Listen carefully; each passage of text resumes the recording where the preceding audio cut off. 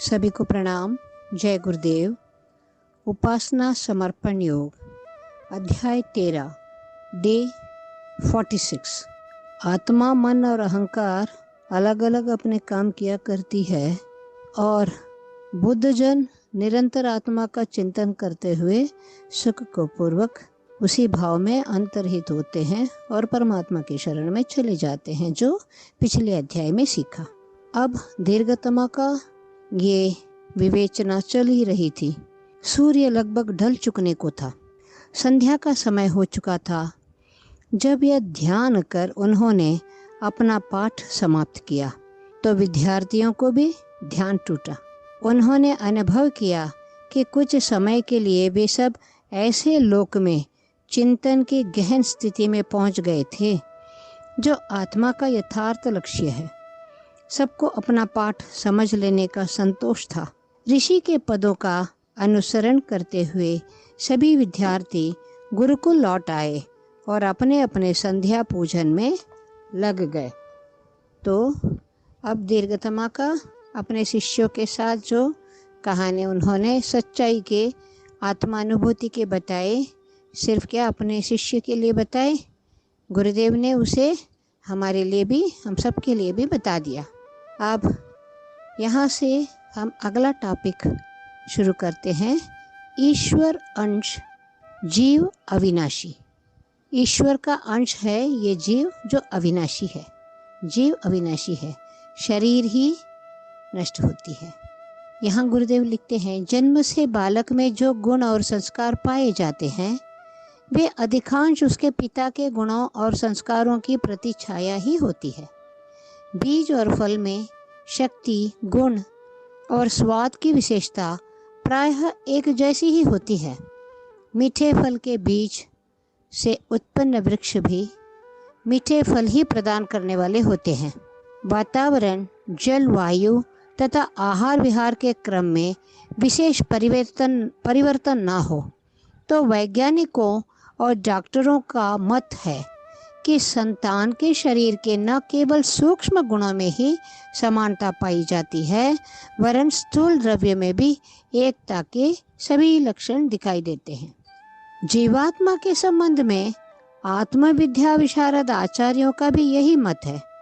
वेद, शास्त्र, उपनिषद, गीता, पुराण, रामायण इत्यादि ग्रंथों में आत्मा के संबंध में जो विवेचन हुआ है वह एक जैसा ही है।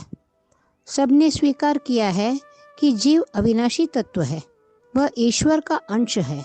उसमें परमात्मा के सब गुण बीज रूप में विद्यमान है। जीव को अनंत सुखी, चेतन तथा निर्मल बताया गया है।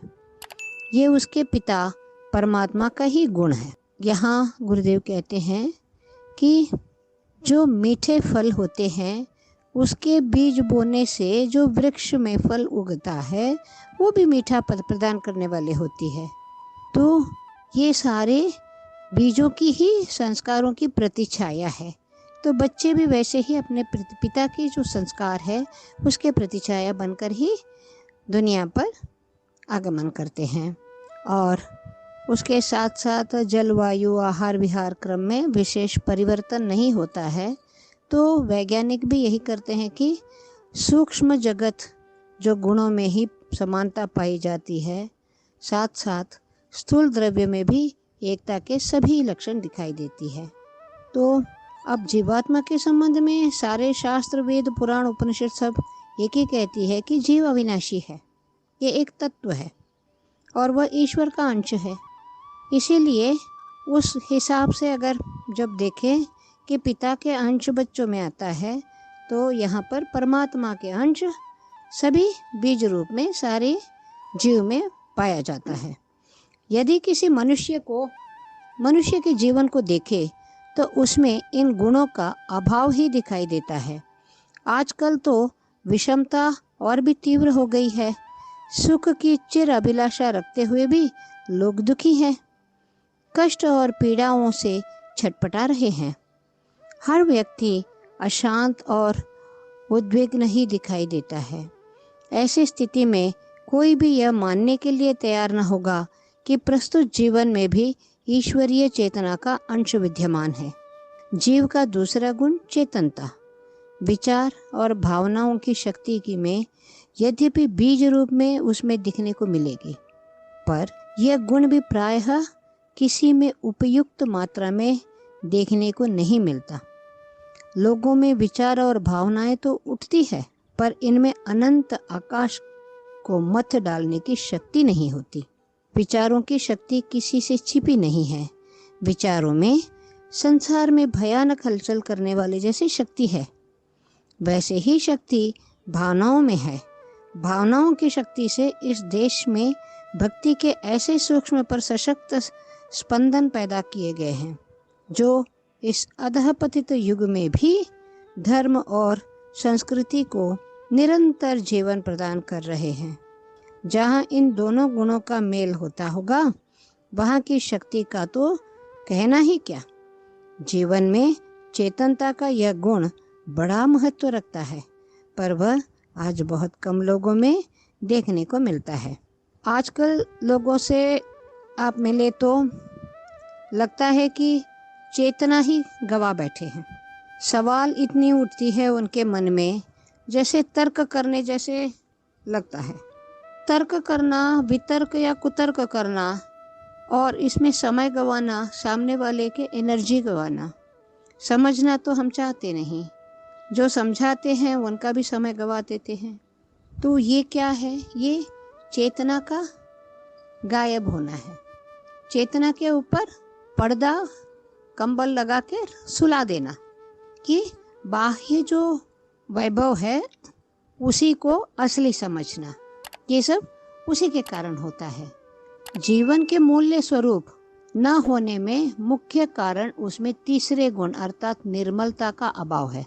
निर्मलता सब जगह पे व्यवहार में विनम्रता लाती है, और आज की बहुत कम लोगों के पास ये निर्मलता पाया जाता है। नहीं तो मूल स्वरूप सबकी एक चिड़चिड़ेपन, गुस्सा और क्या बोले, अपने मर्यादा या सीमा में रहकर ना बात करना, जो मनमानी करना, ये सारे चीज़ निर्मलता का अभाव से होता है, क्योंकि व्यवहार में कमी आ जाती है। माया, अविद्या या अज्ञान सब इसी के नाम है। मनुष्य को चाहे जिन शब्दों से निंदित किया जाए, पर मुख्य बात एक ही है कि उसने अपने आप को अंधकारमय अथवा विचारयुक्त कर लिया है, विकारयुक्त कर लिया है।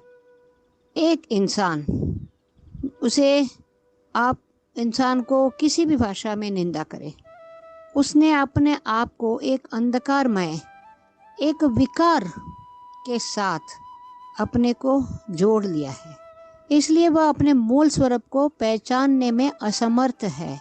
कहते हैं ना, चेतना को कंबल डाल के ओढ़ के सुला दिया है, क्योंकि बाहरी चमक धमक जो है मोह माया का जंजाल में फंस गया है।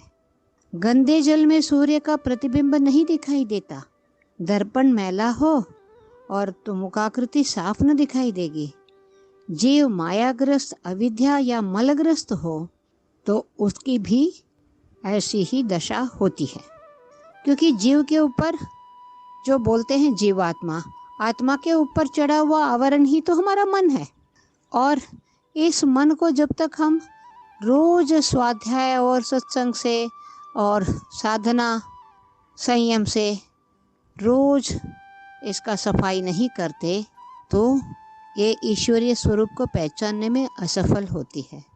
शाश्वत मुक्त और अमर जीवात्मा अज्ञानता या माया के वश में होकर वैसे ही क्रियाएं करता रहता है जैसे बंदर वाला बंदर को बांधकर नचाता रहता है।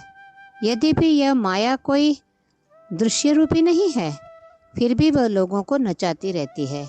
यह कहने को अपेक्षा अब यह कहना अधिक उपयुक्त है कि लोग स्वयं ही अज्ञान में भटक रहे हैं।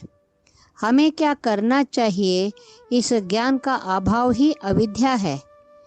इसी कारण लोग गलत कार्य करते और दंड भुगतते हैं, और जब दंड भुगतने की नौबत आती है और यही लोग क्या कहते हैं, इस कार्य के भार को किसी और के कंधे में थोपते हैं, उनके कारण हम बिगड़ गए। उनके कारण मैंने गलती किया। कभी कोई इंसान को कोई भी ज़बरदस्ती नहीं करा सकता है, क्योंकि बाहर निकलने के 1000 रास्ते हैं। फिर भी ज्ञान का अभाव, आलस और प्रमाद का प्रभाव, यही इंसान को अविद्या का अंधकार में डुबा देती है। आइए हम सब इस अविद्या के अंधकार से उठकर प्रकाश की ओर अग्रसर हो जाए और माँ भगवती इसके लिए हम पर कृपा करे और हम उस कृपा पात्र बने, पात्रता को विकसित करें। ऐसे सुंदर प्रार्थना के साथ हम आज का स्वाध्याय को विराम देते हैं।